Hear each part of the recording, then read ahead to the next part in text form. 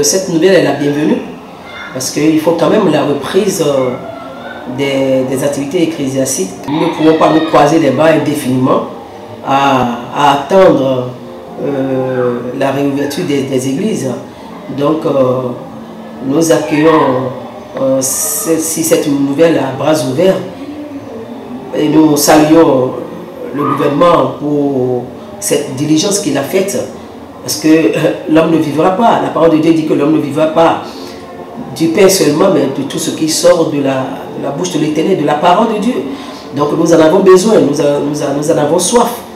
Donc cette décision est salutaire.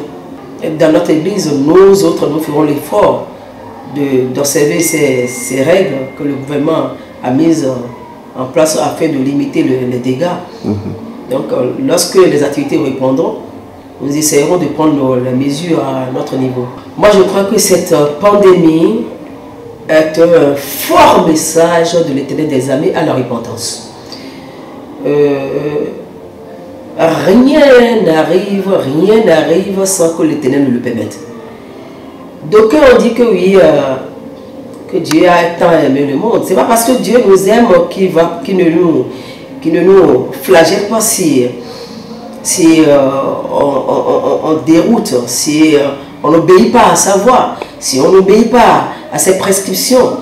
Donc, moi, je crois que nous devons nous repentir de nos péchés, nous devons revenir de nos mauvaises voies, et lorsque les activités reprendront, les activités ecclésiastiques reprendront, nous devons nous humilier devant la face de Dieu et nous conformer un peu, nous marcher un peu en quelque sorte de la sanctification. Nous devons éviter ce qui attire la colère de Dieu surtout et implorer la miséricorde de Dieu sur nos vies chaque jour. C'est ce que moi je pense. Bon, ça a été un soulagement, il faut le dire. On attendait cela depuis et nous saluons le sens de responsabilité du gouvernement et ce qui prouve qu'il a à cœur nous les églises également. Et bon, je dirais aussi que ce n'est pas que on attendait cela coûte que coûte, parce qu'il faut comprendre les raisons qui ont poussé le gouvernement à prendre du moins cette mesure. Et donc quand il a fait, on ne peut que lui dire merci. On ne peut que lui dire merci pour cela. Voilà. Le mal n'est pas encore parti, le mal est encore là.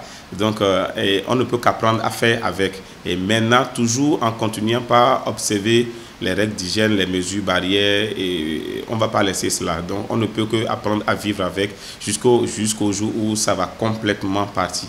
D'abord, premièrement, c'est de disposer des outils de lavement des mains déjà à l'entrée de l'église et veiller à l'effectif qui a été imposé par le gouvernement et exiger aussi le port de masque à l'intérieur du temple par tous les chrétiens. Et donc voilà, je pense que ces mesures, si ces mesures sont respectées, les mesures de distanciation sociale avec l'application du gel hydroalcoolique, je pense qu'on peut combattre ce mal.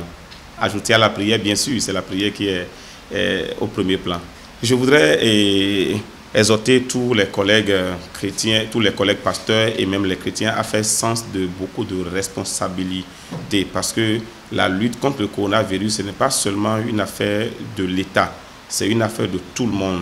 Et c'est une fois encore l'occasion pour nous de montrer au gouvernement que nous sommes engagés à ses côtés dans la lutte contre cette pandémie-là.